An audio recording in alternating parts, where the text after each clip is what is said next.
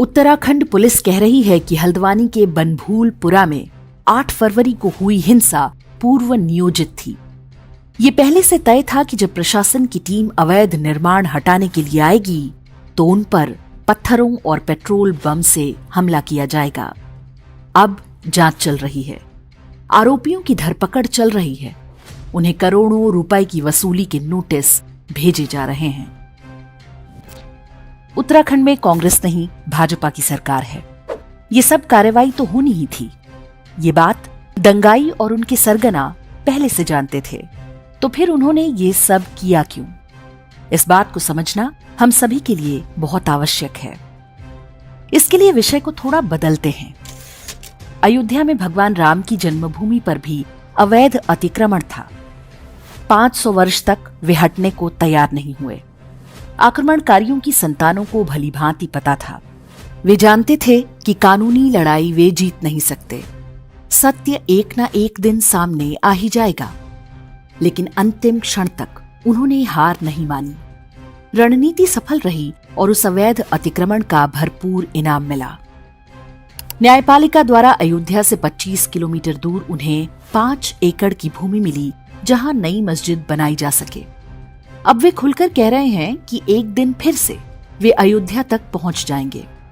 जो भूमि आपसी सौहार्द के नाम पर दी गई है, वो भारत विरोधी षड्यंत्रों का नया केंद्र बनेगी। इसके लक्षण अभी से दिख रहे हैं। मोलभाव का ये मजहबी तरीका बहुत आजमाया हुआ है। जब अयोध्या में अपवित्र ढांचा हटाया गया था, तब भी उन्होंने तत्कालीन कांग्रेस सरकार पर दबाव बनाकर ढेरों लाभ लिए थे। प्लेसेस ऑफ वर्शिप एक्ट बनवाया ताकि हिंदुओं को न्याय के आधारभूत अधिकार से भी वंचित किया जा सके। वक्फ बोर्ड कानून में बदलाव कराए ताकि हिंदुओं की किसी भी धरती को हड़पने का कानूनी अधिकार मिल जाए। बाबरी ढांचे की कीमत वसूलने का ये क्रम 2014 तक जारी रहा, जो अलग रूपों में आज भी चल रहा है। काशी, मथुरा, भोजशाला समेत हजारों मस्जिदों में झांकते प्राचीन मंदिर स्पष्ट देखे जा सकते हैं। फिर भी वे मानने को तैयार नहीं। उनकी रणनीति बहुत स्पष्ट है।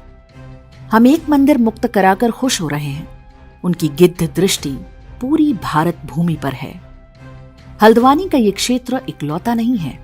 देश के लगभग हर राज्य और हर नगर में ऐसी अवैध बस्तियां बसाई गई हैं, अधिकांश हड़पी हुई भूमि पर। उत्तराखंड की सीमा चीन के अधिकार वाले तिब्बत और नेपाल से लगती है। यहाँ पर चल रहा जनसांख्यिकीय परिवर्तन एक बड़े षड्यंत्र का हिस्सा है।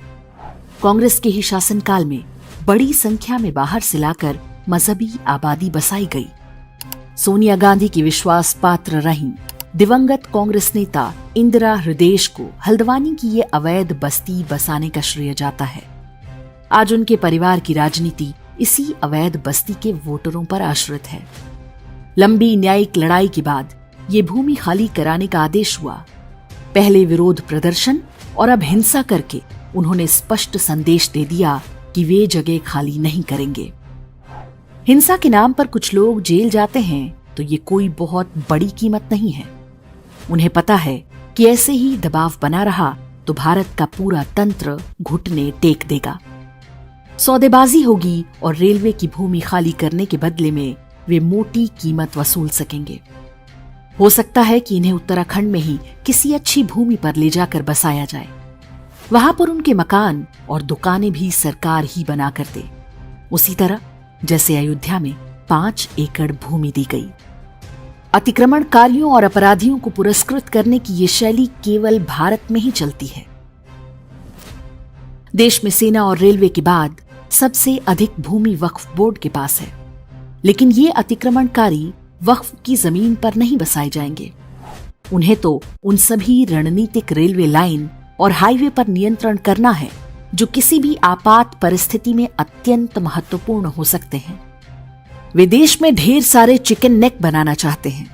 भारत का सेकुलर तंत्र इस काम में उनका सहायक है। हल्द्वानी में हुई हिंसा को किसी क्रिया की प्रतिक्रिया समझना भूल होगी। ये हिंसा उनकी रणनीति का हिस्सा था।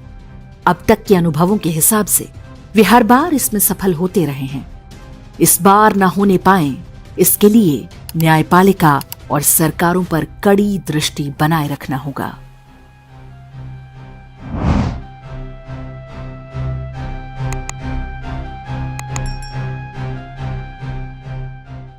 इंडेक्स ऑनलाइन के वीडियो समाज को समर्पित हैं। आप इनको डाउनलोड करके जैसे चाहे वैसे प्रयोग कर सकते हैं। चाहे तो आप हमारे टेलीग्राम चैनल से जुड़ सकते हैं। वहां सारे नए पुराने वीडियो आपको मिल जाएंगे। हमारे सोशल मीडिया लिंक हर वीडियो के डिस्क्रिप्शन में होते हैं। हमारा एकमात्र उद्देश्य हिंदू समाज को जागृत और एकजुट करना है। इसमें सहभागी बने। धन्यवाद।